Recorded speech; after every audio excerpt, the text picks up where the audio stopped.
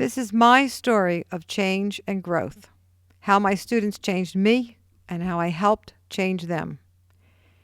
It was February 1st, 1965. I was unsuccessfully teaching Moby Dick in Southside Chicago when about 30 students all got up and left in the middle of my class. It was only 2 o'clock, and class ended at 2:30. When I asked them what was going on, they told me that Malcolm had died. Malcolm who? I asked. After this cathartic moment, I woke up. My severe lack of African American culture and literature was thrown right in my face.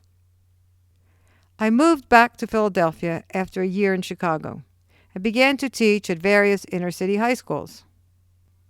Upon moving back to Philadelphia, I started to build some cultural bridges with my students. That is the only way to teach them anything.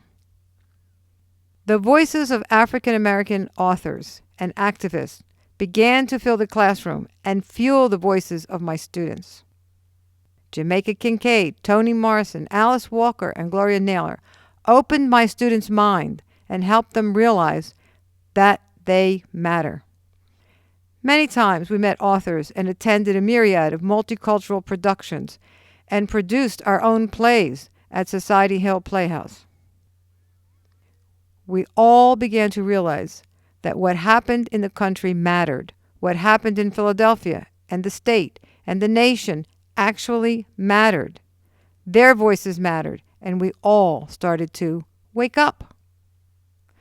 We broke almost every rule in the school. There was no other way to do it. We made field trips on weekends, weeknights, during school, anytime we could.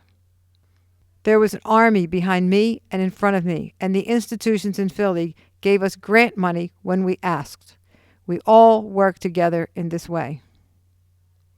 30 years later, I taught Moby Dick, yet this time I compared it to John Singleton's Boys in the Hood. I began to understand how to connect literature to these kids and how to relate to what they actually cared about.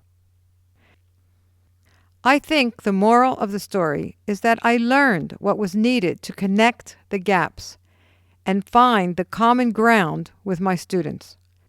I learned from my failures as a novice teacher that listening, seeing, and feeling will lead you to do the right thing.